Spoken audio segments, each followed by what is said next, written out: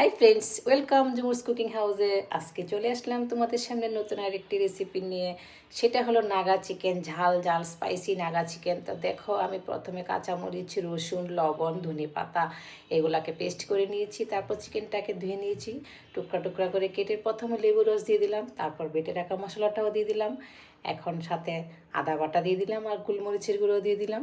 তারপর এটাকে একসাথে মেখে আমি 1 ঘন্টার জন্য ফ্রিজে রেখে দিলাম। তারপর দেখো, আমি এটাকে নামিয়ে ফেললাম। এখন একটা ডিম ফেটে নিয়েছি, তারপর ডিমের মধ্যে চিকেনগুলোকে দিয়ে তারপর বিটগ্রামে মুড়িয়ে নিলাম একটা একটা করে। তো এখন দেখো, আমি সবগুলা করে নিয়েছি, এখন ভাজতে চলে যাব। তো দেখো বন্ধুরা, আমি তেলের মধ্যে আস্তে আস্তে দিয়ে দিলাম। এগুলো একটু কম তাপে ভাজতে হবে বন্ধুরা। তো ভিডিওটা যদি ভালো লাগে একটা লাইক কমেন্ট করবা, সাবস্ক্রাইব করে দিবা পরবর্তী রেসিপি দেখার জন্য। তো স্পাইসিটা কে কে পছন্দ করো তোমরা খেতে বন্ধুরা, একটা কমেন্টস করবা কিন্তু বন্ধুরা। তো দেখো, আমি এটাকে অল্প আছে এখন এটা রান্না করে নিলাম, তারপর এটাকে নামিয়ে নিব।